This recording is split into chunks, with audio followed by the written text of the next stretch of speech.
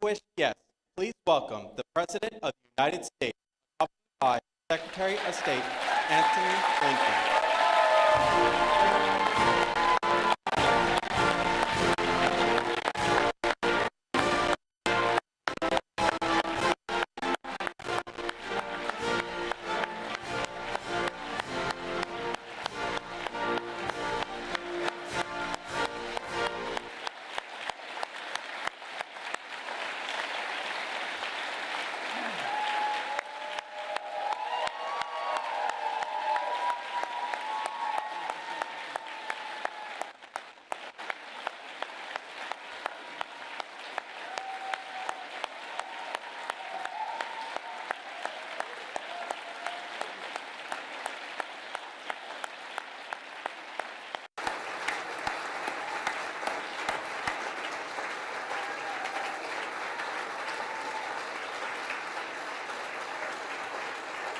Good afternoon.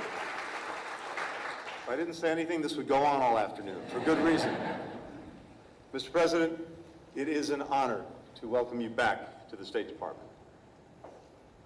On day one of this administration, you shared a few things with me. You told me something that we long discussed, reminded me that American engagement, American leadership is essential. If we're not engaged, if we're not leading, you said, someone else is likely to be doing it, and probably not in a way that advances our interests or values. Or maybe no one's doing it, and then we're likely to have a vacuum filled with bad things before it's filled with good things. But the other thing you told me, Mr. President, was that there's a greater premium than ever before on finding ways to cooperate, to coordinate, to work with other countries, if we're going to get done what we need to get done for the American people. And so you instructed me, you instructed all of us to get out there, to rebuild, to rejuvenate, even to reimagine our alliances and partnerships. And I remember what you told me then. You said, we don't know when this is going to make a difference, when we're going to need these friendships, these partnerships, but someday, some way, somewhere, they're going to be critical for advancing the national interest. And that's exactly what the men and women of this department have done. And we've been able to carry out that charge for two reasons. First, the people you see before you, and so many others who are out in the field at embassies and consulates.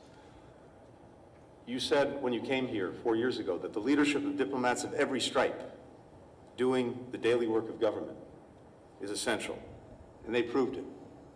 That daily work has become nightly work, 24/7, 7 days a week, hammering out agreements, jumping into action in crisis, creating opportunities for our citizens around the world, producing expert advice for you and your team at the White House.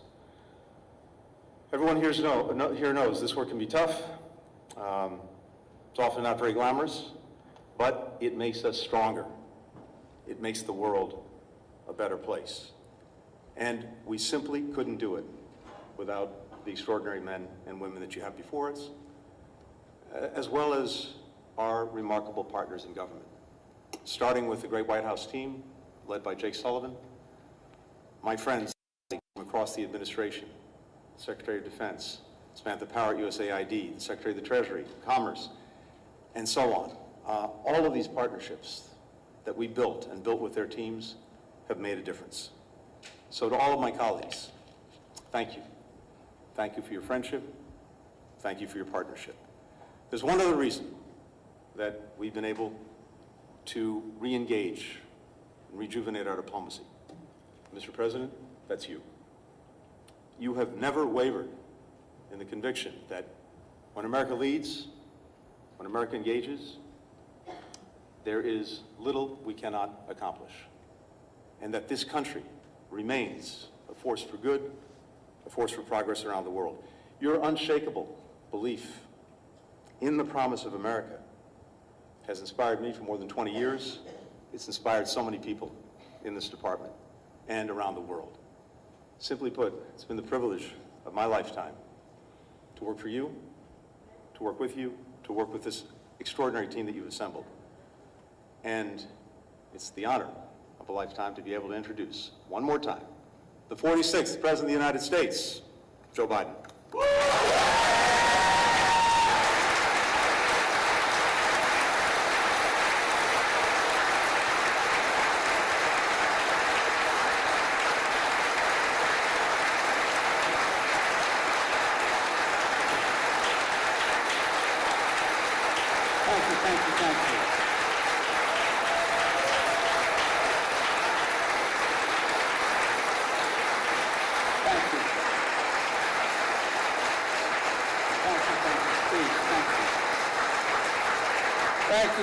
Thank you. It's good to be back at the stage. By saying this, you're one of the finest men I've ever known in any undertaking, for one important reason. You're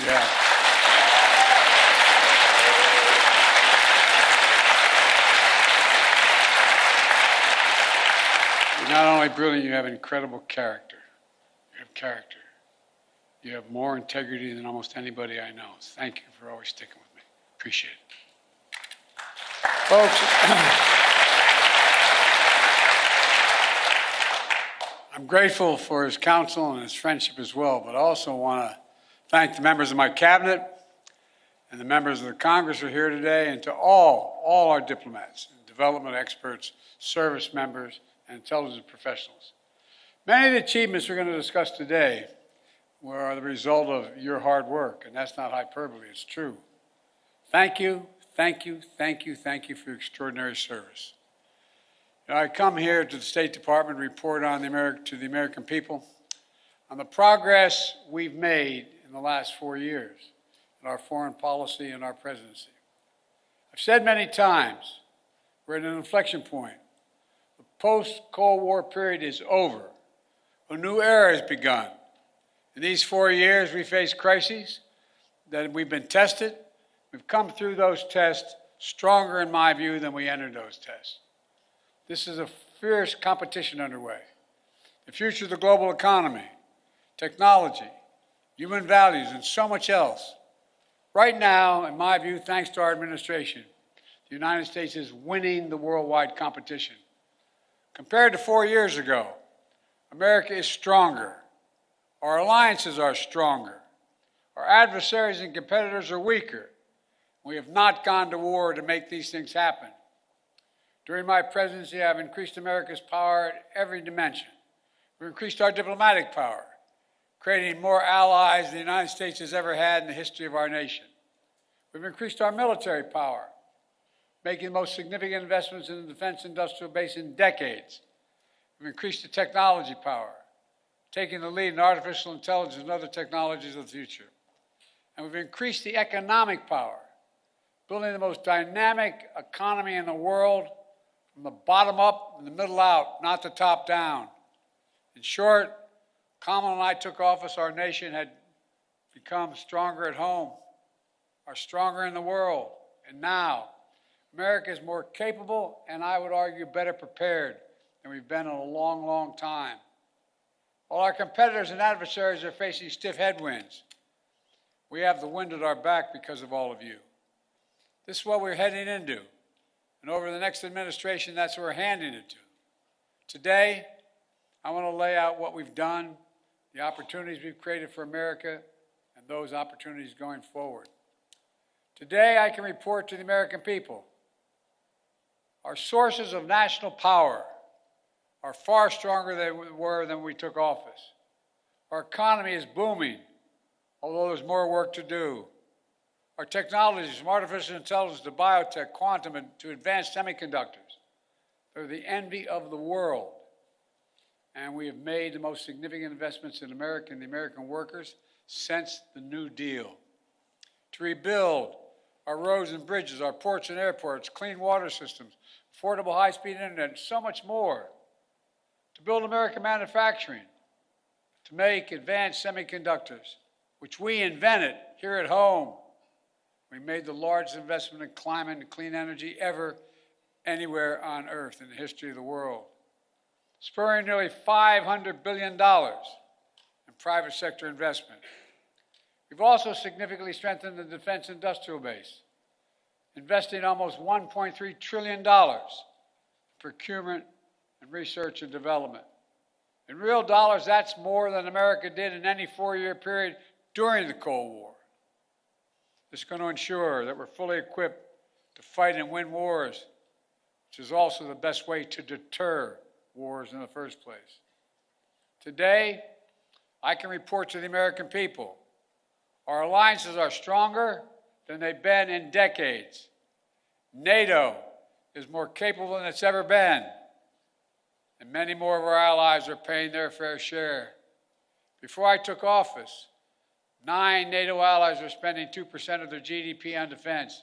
Now 23 are spending 2%. And look at the Indo-Pacific. We've made partnerships stronger and created new partnerships to challenge China's aggressive behavior and to rebalance power in the region. We did it, what few thought was possible, to build the first ever trilateral partnership between the United States, Japan, and South Korea. Then another among the United States, Japan, and the Philippines, drawing closer our Pacific allies to defend our shared security and prosperity.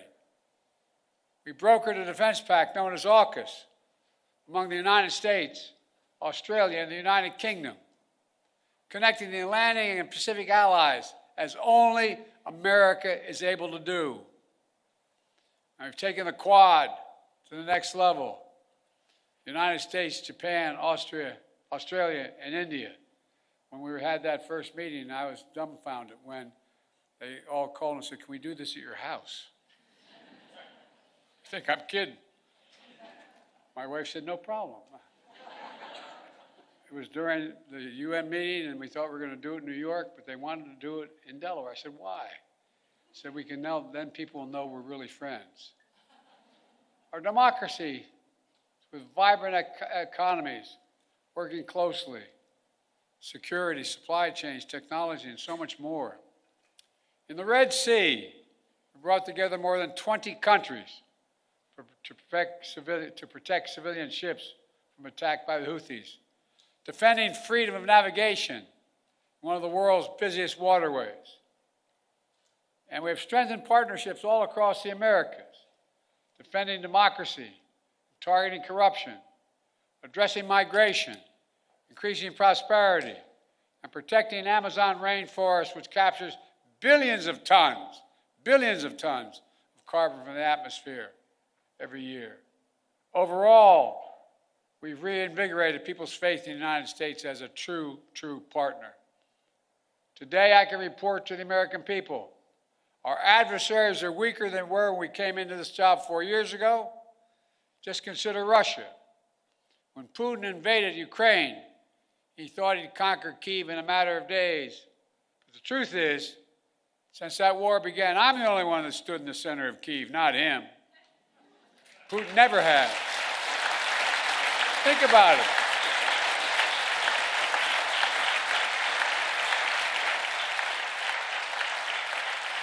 It was a long train ride, but I'm the only commander-in-chief to visit a war zone not controlled by U.S. forces. We helped Ukrainians stop Putin. And now, nearly three years later, Putin has failed to achieve any of his strategic objectives. He has failed thus far to subjugate Ukraine, failed to break the unity of NATO, and failed to make large territorial gains. There's more to do. We can't walk away. We rallied 50 nations to stand with Ukraine, not just in Europe, but for the first time in Asia as well. Because those countries in Asia know what happens in Ukraine matters to them as well. We delivered air interceptors, massive numbers of munitions, enacted relentless, unprecedented sanctions to keep Ukraine in the fight. And now Russia is struggling to replace what they are losing on the battlefield in terms of military equipment and fighters. And the ruble is under enormous pressure. As I saw it, when Putin launched his invasion, I had two jobs. One, to rally the world to defend Ukraine, and the other is to avoid war between two nuclear powers. We did both those things Today, Ukraine is still a free, independent country with the potential for a bright future. And we laid the foundation for the next administration so they can protect the bright future of the Ukrainian people. And now, look at Iran. Did you ever think we'd be where we are with Iran at this moment? After those despicable attacks by Hamas on October the 7th, Iran directly attacked Israel twice with hundreds of ballistic missiles and drones. And twice they failed because the United States organized a coalition of countries to stop them and ordered U.S. aircraft to come to the defense of Israel. Now, Iran's air defenses are in shambles. Their main proxy, Hezbollah, is badly wounded. And as we tested Iran's willingness to revive the nuclear deal, we kept the pressure with sanctions. Now Iran's economy is in desperate straits. All told, Iran is weaker than it has been in decades. And if you want more evidence that we've seriously weakened Iran and Russia, just take a look at Syria. President Assad was both countries' closest ally in the Middle East.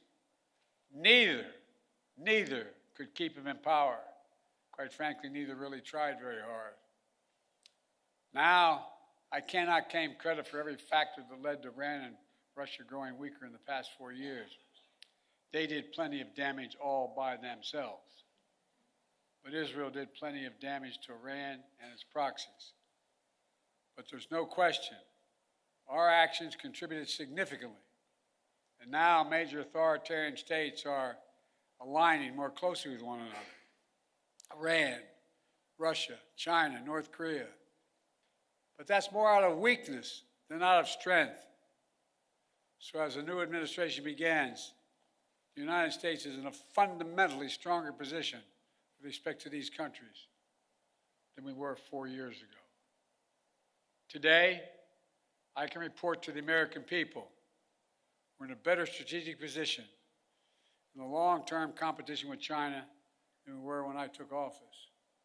You all recall, many experts believe were predicting it was inevitable that China's economy would surpass ours. According to many predictions, that would happen by the year 2030 or shortly thereafter. But we in this room said no. If we make the investments in ourselves, we protect our workers and technologies, that will not happen. Now, according to the latest predictions, on China's current course, they will never surpass us, period. I met one-on-one with President Xi in consequential summits. He and I have always been direct and straightforward with each other. I made it clear we expect China and everyone to abide by the international rules. And so we stood up against unfair trade practices, taking action when China dumps subsidized goods, incredibly subsidized, on our markets to undercut our workers. We imposed target tariffs in critical sectors like cars, steel, and semiconductors, rather than across-the-board tariffs. We imposed historic export controls on investments, restrictions, to ensure that China cannot use the most advanced technology and sensitive data against us. And critically, we enlisted our allies and partners to join us, building more convergence among our allies on a shared approach to China than ever existed, and showing that it's more effective to deal with China alongside of partners rather than going it alone. But even while we compete vigorously, we've managed our relationship with China responsibly, so it's never tipped over into conflict. We've created lines of communication between President Xi and myself, and between the leaders of our militaries, to avoid misunderstanding. We found ways to work with each other, to address climate change, to reduce the flow of fentanyl in the United States, which, by the way, overdose deaths are coming down across our nation. And in my administration, we've seized more fentanyl at our border in 2 years than the previous 5 years combined. Today, I can also report to the American people We're the first president in decades who's not leaving a war in Afghanistan to his successor. But we've got bin Laden during the Obama-Biden administration. The primary objective of war had been accomplished. And I believe that going forward, the primary threat of al-Qaeda would no longer be emanating from Afghanistan, but from elsewhere. And so, we not need to station a sizable number of American forces in Afghanistan. So when I took office, I had a choice. Ultimately, I saw no reason to keep thousands of servicemen in Afghanistan. I think I have my schedule with me, and I keep on my, I don't here, I don't have, but I keep on the back of my card the actual number of dead and wounded that occurred in our longest war, to remind myself. Keep spending hundreds of millions of dollars a day. We're no longer doing that. In my view, it was time to end the war and bring our troops home, and we did.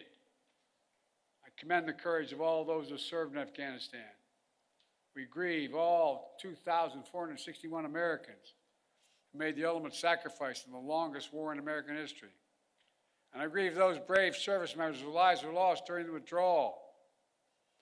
We also thank those inside and outside of government who have done so much to help thousands of Afghan families resettle in the United States. Remember, critics said if we ended the war, it would damage our alliances and create threats to our homeland from foreign directed terrorism out of a safe haven in Afghanistan. Neither has occurred. Neither has occurred. And our alliance has stayed strong. We've used our over-the-horizon capabilities to strike in Afghanistan and elsewhere when we had to. For instance, eliminating Zawahiri, the leader of al-Qaeda, who helped orchestrate the September 11th attacks. And we did it without putting more American boots on the ground. And by ending the war, we've been able to focus our energy and resources on more urgent challenges. There is nothing, I can tell you from my conversations with both Xi and Putin, nothing our adversaries and competitors like Russia and China would have liked more than seeing us to continue to be tied down in Afghanistan for another decade. For all those reasons, ending the war was the right thing to do, and I believe history will reflect that. And from the moment I entered office, I also worked to free as many Americans as possible being held hostage or wrongfully detained overseas. We brought home more than 75 Americans by last count. In some cases, it took months, even years of effort, like the prisoner swap with Russia over the past summer. A feat of diplomacy involving many of you and involving multiple countries who joined complex negotiations at our request. Another example of the power of our alliances. We did not have these relationships, those women and women would likely still be in prison. And finally, I can report to the American people that we restored our leadership in a range of other generational priorities. When I took office, we were no longer part of the International Climate Agreement. We announced on day one that we would join the Paris Accord, rejoin. And we've led by example. We've conserved hundreds of millions of acres of land and water, more than any president in American history, making investments in clean energy and convincing other nations to join us. Thanks to our efforts, the world has reached the goal of investing $100 billion every year in public and private funds to reduce greenhouse emissions, to drive down the cost of clean energy, to help developing nations adapt to climate change. Our administration has launched a transformative initiative to build high-impact infrastructure in developing nations. It's called PGI. You all know that better than anyone. This is our alternative to what China offers with its massive projects across Africa and beyond. But their approach features no workers' rights, no environmental protections, unmanageable debt, shoddy construction, all in exchange for military access to ports and other exploitative purposes.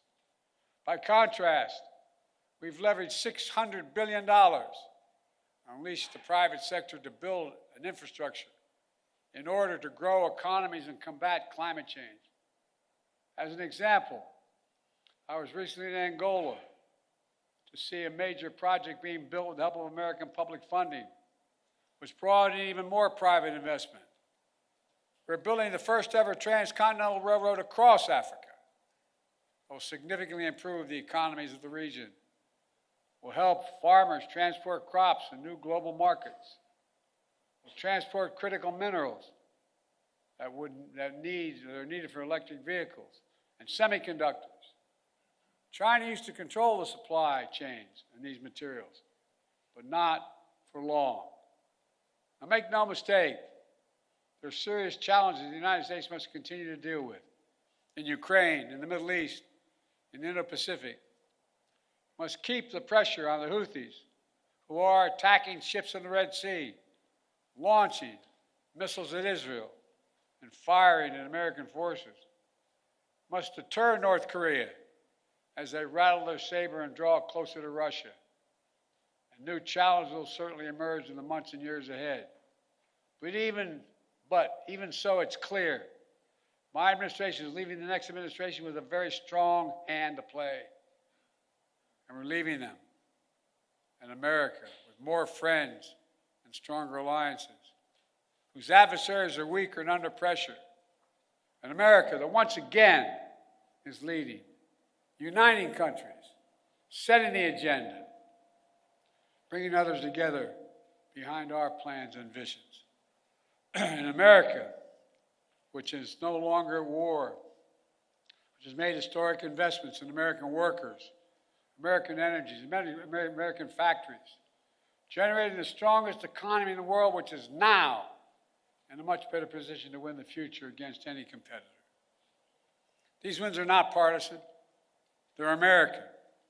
They benefit all Americans and reflect America's endless capacity for leadership and reinvention. Look, folks, the United States should take full advantage of our diplomatic and geopolitical opportunities we've created to keep bringing countries together to deal with challenges posed by China, to make sure Putin's war ends in a just and lasting peace for Ukraine, and to capitalize on a new moment for a more stable, integrated Middle East. To do that, the next administration must make sure the fall of Assad does not lead to the resurgence of ISIS in Syria and across the region. It must carry forward the commitment that America will never allow Iran to acquire a nuclear weapon. And on the war between Israel and Hamas, we're on the brink of a proposal that I laid out in detail months ago, finally coming to fruition. I have learned in many years of public service to never, ever give up. So I spoke to Prime Minister of Israel yesterday. I spoke to Emir Qatar today. I look forward to speaking with President Sisi soon. We're pressing hard to close this. The deal we have structured would free the hostages, halt the fighting, provide security to Israel, and allow us to significantly surge humanitarian assistance to the Palestinians who've suffered terribly in this war that Hamas started. They've been through hell. So many innocent people have been killed. So many communities have been destroyed. The Palestinian people deserve peace and the right to determine their own futures. Israel deserves peace and real security. And the hostages and their families deserve to be reunited. And so we're working urgently to close this deal. And as we deal with immediate challenges, in my view, we have to look to the future. I urge the next administration to carry forward two issues that have been central to my presidency and which shape the future, in my view. On artificial intelligence, we are in the lead, and we must stay in the lead. We must not offshore artificial intelligence, as we once did with computer chips and other critical technologies. AI has the power to reshape economies, governments, national security, entire societies. And it must be the United States and our closest allies that lead the way to ensure people's rights are respected, their safety is protected, and their data is secure. And likewise, clean energy transition will race ahead in years to come. I know some in the incoming administration are skeptical about the need for clean energy. They don't even believe climate change is real. I think they come from a different century. They're wrong. They are dead wrong. It's the single greatest existential threat to humanity. The clean energy transition is already happening. China is trying to dominate the clean energy, manufacturing, critical materials, supply chains. They want to capture the market of the future and create new dependencies. The United States must win that contest, and we will shape the global economy and the planet for decades to come. Let me close with this. Like many of you, I've dedicated a significant portion of my career to our nation's foreign policy. As chair of the Foreign Relations Committee as a senator, vice president for 8 years, and now president of the United States, I put together one of the most competent foreign policy teams, I would argue, in American history, sitting in this room and before my eyes. Throughout my career, the world has undergone tremendous change. But certain things have always held true. At our best, America leads not only by the example of our power, but the power of our example. In the past 4 years, we've used that power, not to go it alone, but instead to bring countries together, to increase shared security and prosperity, to stand up to aggression, and to solve problems through diplomacy wherever possible, and to relentlessly defend democracy, civil rights, and human rights. Because that's who we are. That's who we are. You've heard me say it many times before. We're the only country on earth founded on idea. Every other country is founded on geography, religion, ethnicity, or some other unifying factor. But America was built on an idea, literally, not figuratively. That idea was all women and men are created equal. The idea that has inspired the world for 250 years and counting. We're always reaching to do better, always looking to the future, and at our best, always seeking progress for our people and for people everywhere. It's been the honor of my life to serve as your president. Today, I'm optimistic about our future, as optimistic as I've ever been. Just have to remember who in the hell we are. You've heard me say it many times. We're the United States of America, for God's sake. There is nothing beyond our capacity if we do it together and commit to it. Nothing. So thank you all for all you've done. I hope many of you are going to be staying in the next administration to keep this moving. May God bless you all, and may God protect our troops. Thank you, thank you, thank you. Thank you. Thank you.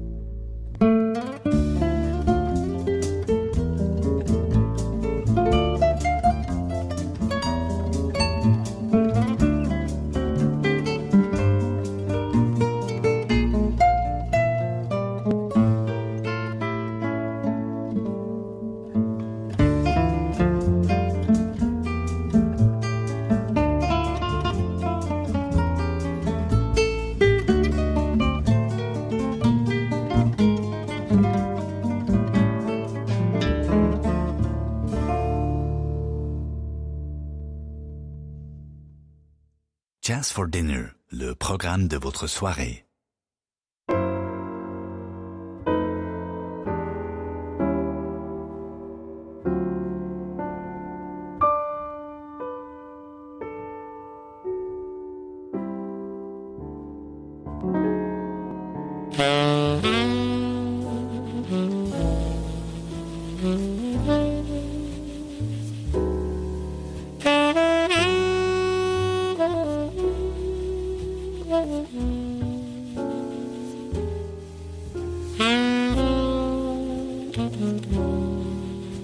Mm-hmm.